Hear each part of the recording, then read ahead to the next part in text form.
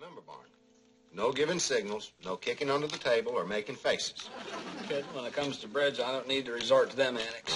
Last time I saw you twitching your nose at Thelma Lou. Sure you did. Sure you did. Well.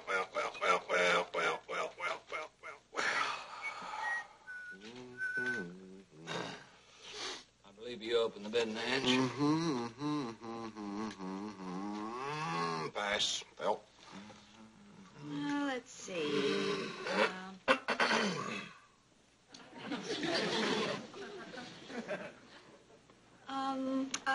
One heart. What's that?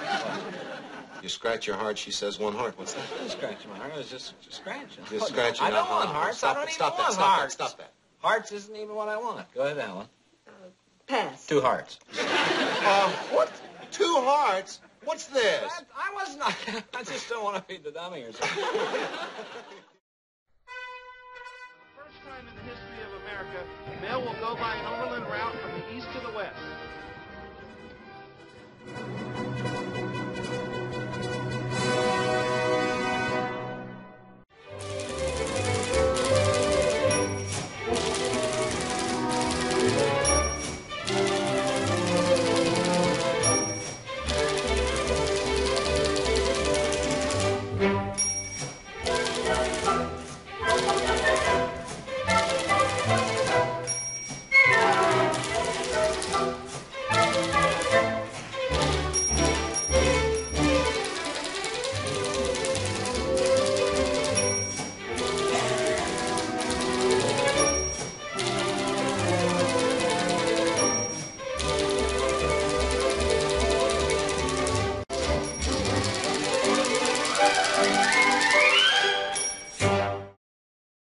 A driver that was texting. She was driving distracted over the speed limit, and she ran into a car which pushed that car into us. My husband David was killed on impact, and I sustained several injuries.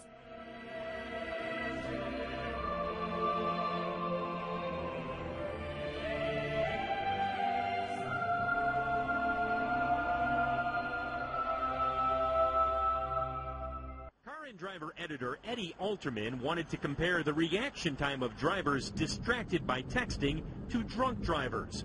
Working with his staff on a deserted airstrip in Michigan, Alterman wired a car with a red light above the windshield. When the driver saw the light, he was supposed to brake. The results when he was completely sober but texting. Alterman drove an extra 70 feet before reacting to the red lights. Our little devices, those little devices in our pockets, are so psychologically powerful that they don't only change what we do, they change who we are. People text or do email during corporate board meetings. They text and shop and go on Facebook during classes, during presentations, actually during all meetings. People talk to me about the important new skill of making eye contact while you're texting. People explain to me that it's hard, but that it can be done. Parents text and do email at breakfast and at dinner while their children complain about not having their parents' full attention, but then these same children deny each other their full attention.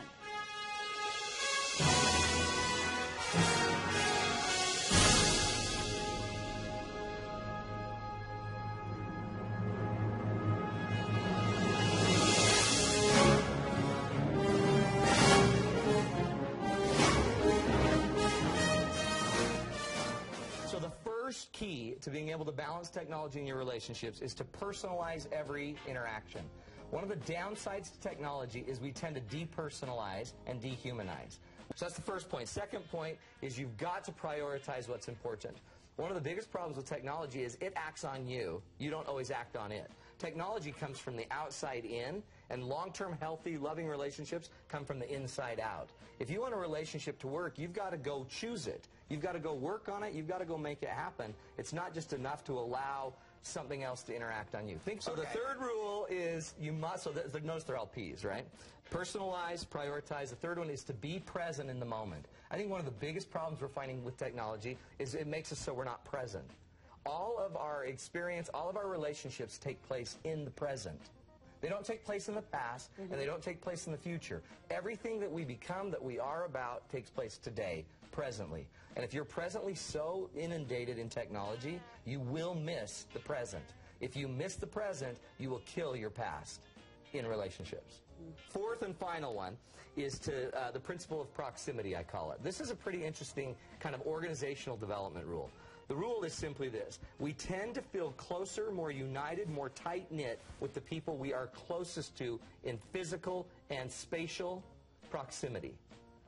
So here's the irony. We think we're connecting to thousands of people through Facebook, but we still don't feel super close to them because they're not in proximity. It's the people that are closest to you that you feel are that you feel the most tight-knit to and are part of your unit, part of your family. So one of the uses I would say for technology is use technology to create proximity. Use our technology to make sure we're getting together. Use our technology to make sure we're actually having together time. So technology can help relationships. I mean, if it's used correctly, it can help bridge that communication. If you're in charge of it, and if you personalize it, and if you're present, it could be a great tool. But you're saying it can't be your only form of It can't be your only form. At some point, we need face-to-face, eye-to-eye.